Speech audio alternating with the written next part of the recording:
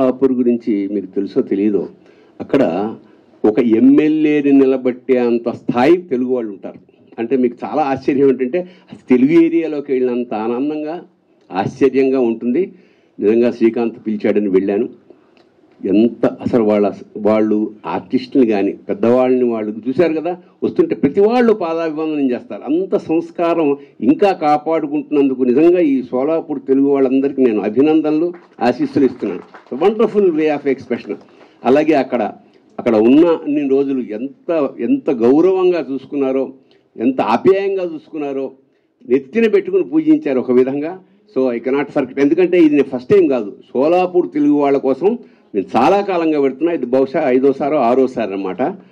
So అక్కడికి వెళ్ళాను, మంచి పగిడి గిగిడి కట్టించారు. అక్కడ భోజనాలు, అక్కడ కల్చరు చాలా బాగా చూసుకున్నారు. సినిమా అయిపోయింది. ఇవన్నీ చేసుకుని తర్వాత వచ్చే రోజున గణేష్ కోహ్లీ గారి ఇంట్లో, గణేష్ కోహ్లీ గారి ఇల్లు షోలాపూర్లో ఒక ఇంద్రభవనంలాగా ఉంటుంది. అక్కడ పిలిచి బ్రహ్మాండమైన భోజనం పెట్టి సాయంత్రం పంపించారు. So thank you so much Ganesh sir. And తప్పకుండా మన ఎంత కష్టపడ్డారో ఇంకా చెప్పడానికి వీల్లేదు. అప్పటి నుంచి పడుతూనే ఉన్నారు. ఎప్పటికప్పుడు ఇక్కడికి వచ్చి నాకు ఇన్ఫార్మ్ చేసి ఇలా చేస్తున్నాం అని చెప్పారు. చాలా సంతోషం. ఈ సినిమా ఖచ్చితంగా, ఎందుకంటే ఇలాంటి సినిమాలు ఆడితే ప్రొడ్యూసర్ గారికి ధైర్యం వస్తుంది. మరొక 4-5 సినిమాలు శ్రీకాంత్ లేదా యంగ్ జనరేషన్ యంగ్ హీరోస్ తోటి తీసే అవకాశం ఉంటుంది. అంచేత ఐఎమ్ రియల్లీ శ్రీకాంత్ ఇలాంటి అన్ని విభాగాల్లో, ఎందుకంటే ఇప్పుడు హైదరాబాద్లో ఇక్కడ ఉండి సినిమా తీయడం గొప్ప విషయం కాదు. ఎందుకంటే ఇక్కడ అంతా తెలిసిన వాళ్ళు స్టూడియోస్.